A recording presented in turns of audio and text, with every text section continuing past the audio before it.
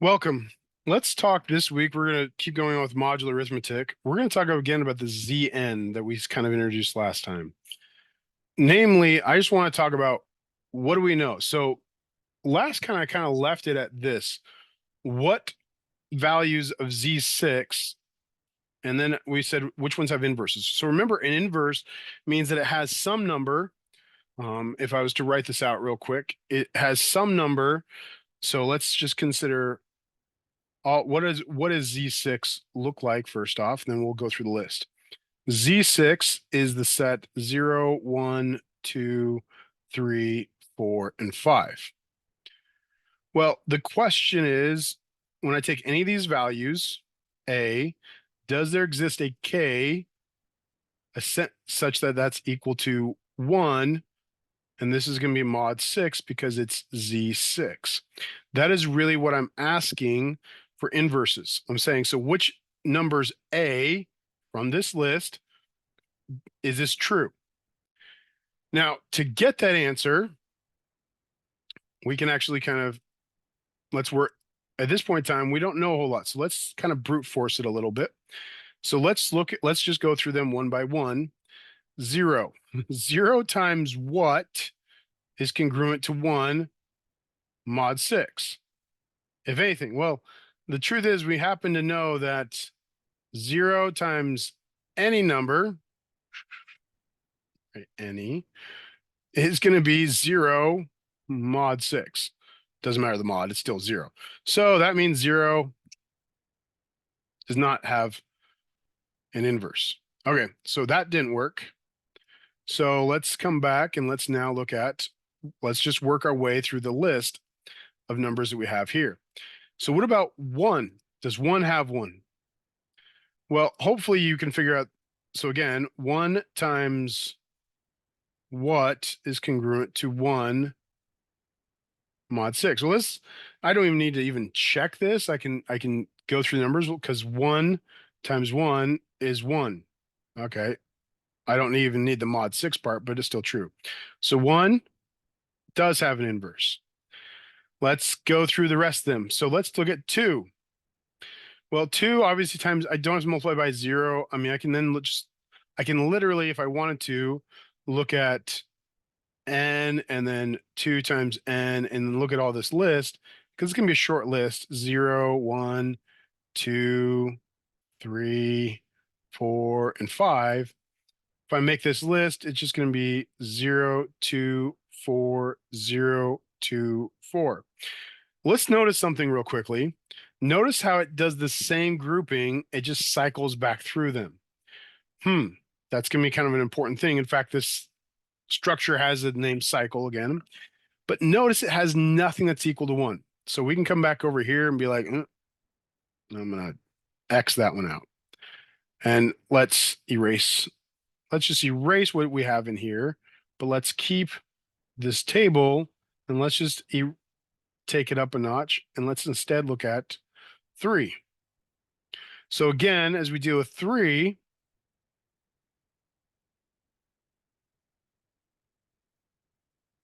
I'm still going to have 0, 1, 2, 3, 4, 5, and it's going to be 0, 3, 0, 3, 0, 3.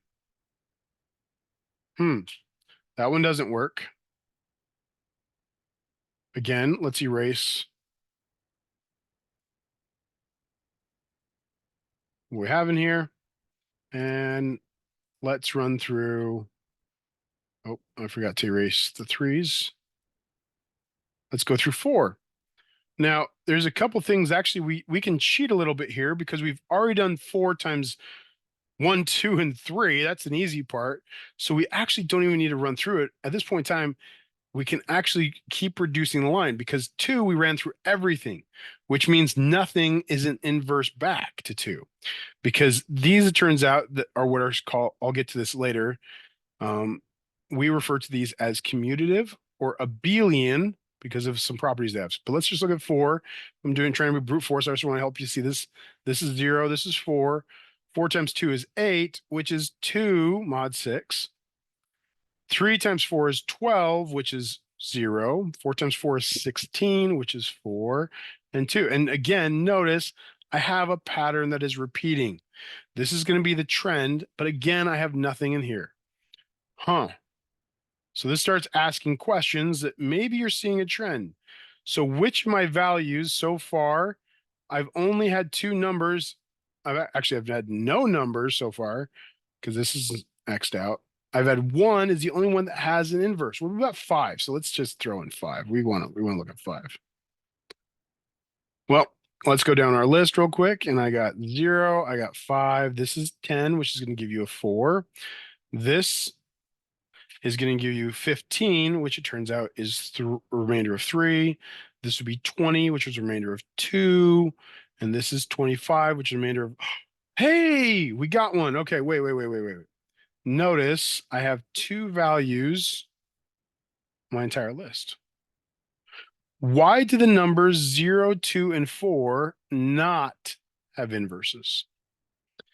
This comes down to something else that we're going to talk about in just a little bit, and I'll give you a clue. It comes down to what is known as the greatest common denominator. We've already talked about this, but what is the greatest common denominator of 1 and 6 and 5 and 6 versus what's the greatest common denominator of 0, 2, 4, 0, 2, 3, and 4, and 6?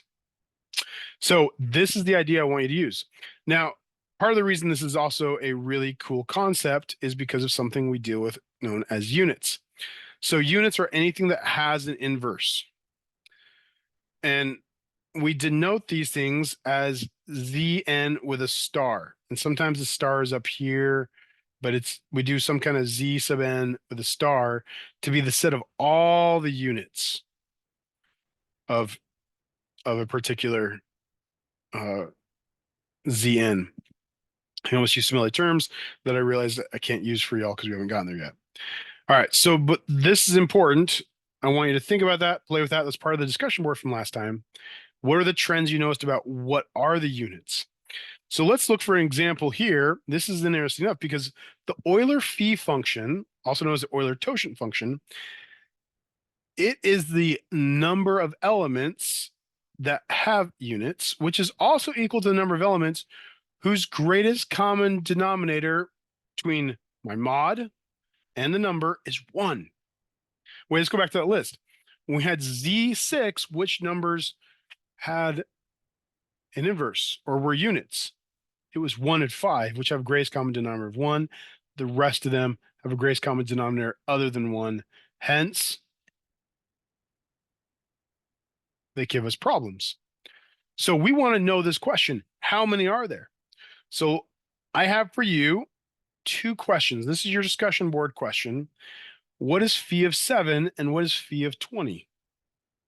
So take a minute, figure those out. Don't try Googling them. I want you to figure these out on your own. Look for a trend. Is there any way to kind of see how this is working out and some key information that we can utilize later on? We're looking for the patterns that we ourselves can unlock because that is the idea that you're going to get in cryptography. All right. Good luck on that